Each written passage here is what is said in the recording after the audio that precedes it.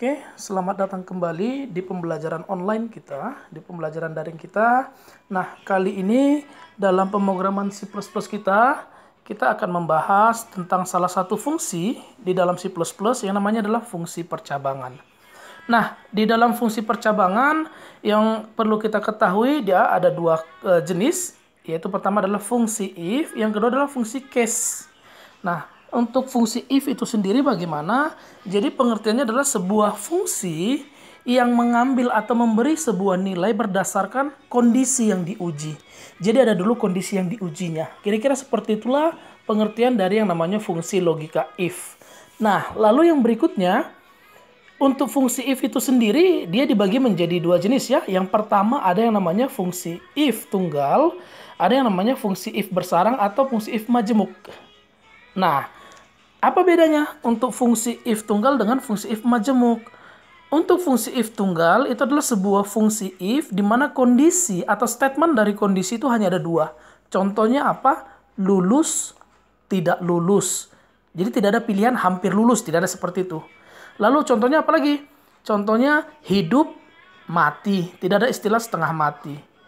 Lalu yang berikutnya lagi ada yang namanya if majemuk. If majemuk bagaimana? If majemuk adalah sebuah fungsi yang dimana statementnya itu lebih dari dua. Contohnya apa? Nilai sikap. Ada nilai sikap sangat baik, baik, cukup, kurang. Lalu ada yang namanya grade misalkan. Grade A, grade B, grade C, grade D, dan grade E. Dan banyak lagi sebenarnya contoh-contoh dari fungsi-fungsi if majemuk. Nah, sekarang kita akan bahas bagaimana cara menerapkan sebuah fungsi logika if di dalam C++. Oke, mari sama-sama kita membuatnya. Dalam hal ini kita sudah ketikkan kerangka atau struktur dasar dari C++-nya. Yang berikutnya kita akan buat dua variabel di dalamnya. Yang pertama, kita menggunakan variabel bil. Jadi kita pakai in, tipe datanya in, bil. Lalu yang kedua, setelah itu kita pakai char. Kita tambahkan bintang untuk string kita. Keterangan. Nah, yang berikutnya setelah itu kita mulai kembali. Kita ketikkan cout.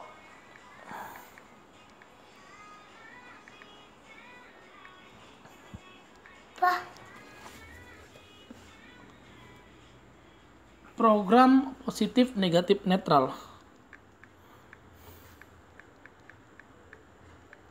Positif, negatif, netral. Nah, dalam hal ini kita akan membuat sebuah program untuk menentukan apakah bilangan tersebut nanti yang diinput apakah bilangan positif atau bilangan negatif atau malah bilangan netral. Nah, berarti dari contoh kasus yang mau kita lakukan ini adalah fungsi yang namanya adalah fungsi if majemuk. Karena dia ada tiga pilihan, ada tiga statement ya. Oke. Nah, kita akan lanjut cout.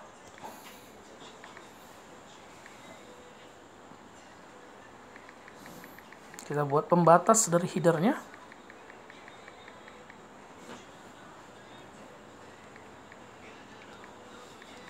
/n.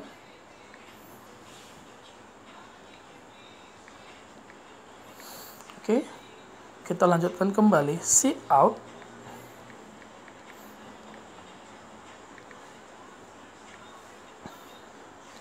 Masukkan sebuah bilangan.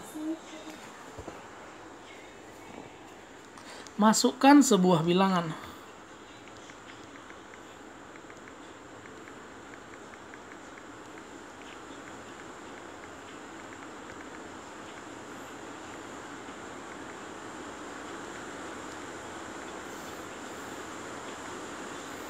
Nah, supaya datanya bisa direkam atau bisa diinput dari keyboard, berarti tambahkan perintah cin. Cin. Variabelnya adalah bil, tadi kita sudah buat ya, berarti cin bil.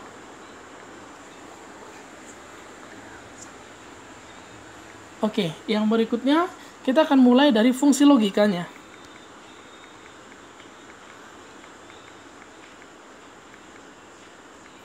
Nah, untuk fungsi logikanya, bagaimana untuk perintahnya kita akan mulai. Yang pertama, kita harus mengetikkan dulu strukturnya. Nah, di sini kebiasaan kita untuk menggunakan sebuah fungsi seperti ini, biasakan untuk mengetik strukturnya ya. Ini sebenarnya hanya saran. Kenapa? Pada umumnya, kesalahan terbesar dalam membuat sebuah struktur itu adalah lupa kerangkanya. Misalkan, lupa untuk menutup kurung kurawal, lalu lupa untuk menutup buka kurung. Jadi dalam hal ini disarankan untuk mengetikkan strukturnya dulu ya. Nah, di sini untuk struktur dasar dari if bagaimana? Dimulai dari perintah yang pertama adalah if buka kurung tutup kurung, lalu buka kurung kurawal dan diakhiri oleh tutup kurung kurawal. Nah, inilah dia struktur dasarnya. Di mana di dalam buka kurung tutup kurung di sini adalah kondisinya. Nah, kalau dalam istilah Excel disebut dengan logical testnya, kondisinya. Sedangkan di dalam buka kurung kurawal apa? Di dalam buka kurung kurawal adalah statementnya. Nah, kita akan mulai. Kita akan menguji apakah bilangan yang diinput itu apakah bilangan positif, bilangan negatif, atau bilangan netral. Nah, yang mana yang pertama kita uji? Apakah kita mau menguji dulu bilangan positif atau malah menguji bilangan negatif atau bilangan netral pertama yang diuji? Sebenarnya yang mana saja yang kita uji itu bebas. Tapi supaya rapi, kita uji dulu bilangan positifnya ya. Nah, bilangan positif itu adalah bilangan yang bagaimana? Kalau dibilang contoh dari bilangan positif, pastinya sudah tahu ya, 1, 2, 3, dan seterusnya itu adalah contoh-contoh bilangan positif. Nah, berarti bilangan positif itu adalah bilangan yang bagaimana? Bilangan positif itu adalah bilangan yang lebih besar dari 0. Bilangan positif adalah bilangan yang lebih besar dari 0. Nah, itulah kondisinya. Maka, jika bilangannya lebih besar dari 0, apa yang terjadi? Maka, bilangan yang lebih besar dari 0, keterangan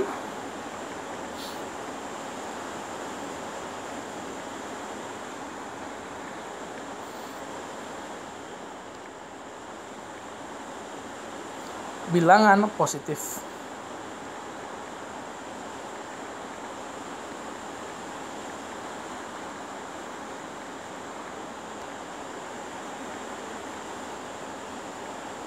Nah, itu dia yang pertama. Yang berikutnya, setelah itu,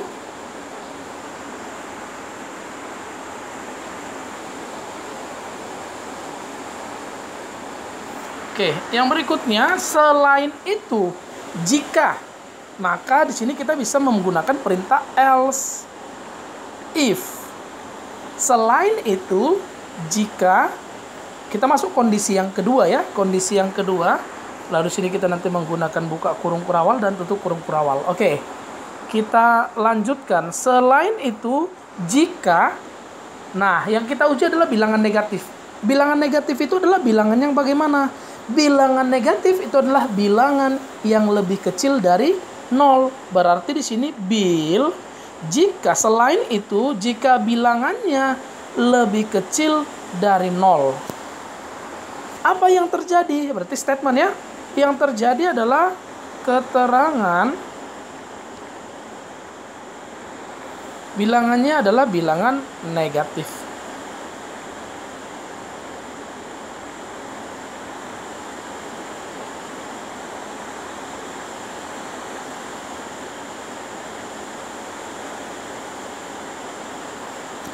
Oke.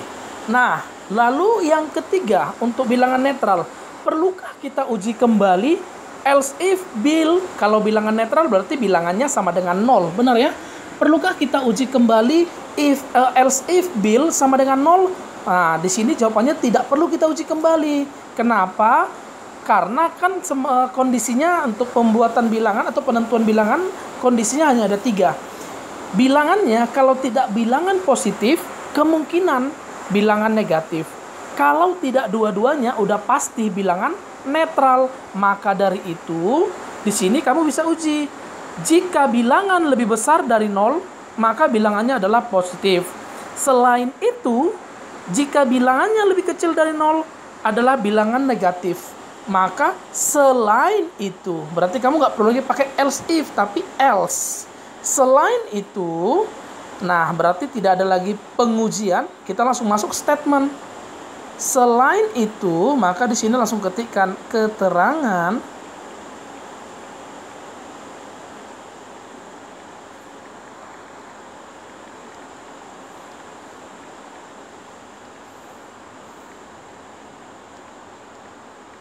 bilangan netral.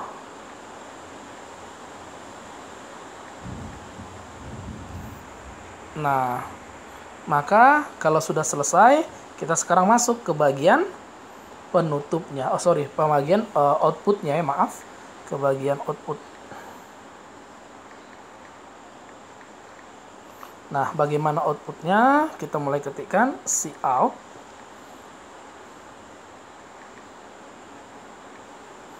Kita buat aja di sini langsung /n.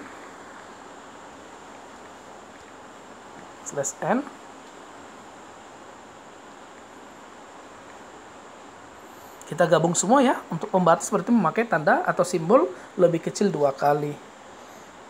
Bill, karena kita mau tampilkan bill, variabelnya adalah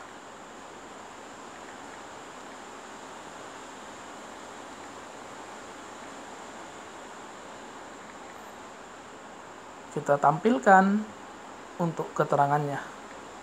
Keterangan. Nah, ini dia untuk bagian-bagian dari programnya. Di sini kita tambahkan untuk return-nya.